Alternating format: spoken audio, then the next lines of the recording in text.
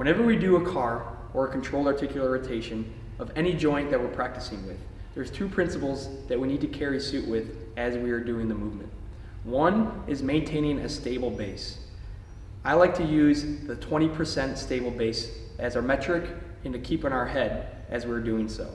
So act as if your feet are a base of a tree and you're maintaining a strong stable base with about 20%. 100% would be clenching down, trying to be as stable as possible. 20% is just keeping that feet in the ground, stable as you can for about 20% of the way.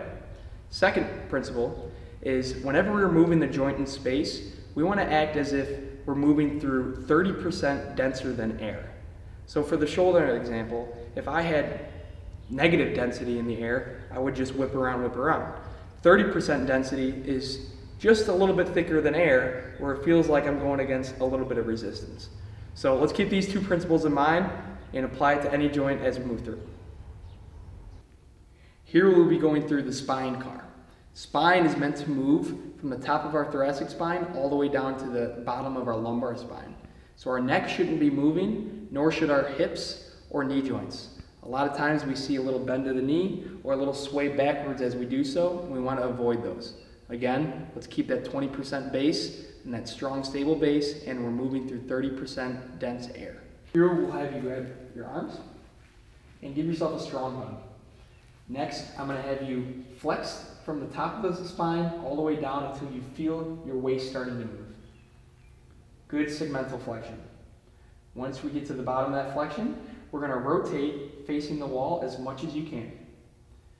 Once that hip starts to move, we know when to stop. Then we're going to drop that left shoulder into lateral flexion. Once we get there, we're going to roll into extension, making that entire joint circle.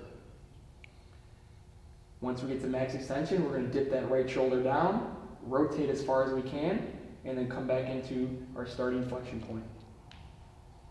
Staying here, we're going to rotate as far as you can towards me, dip that right shoulder down, and roll into extension. Notice there's not much hip movement going on here.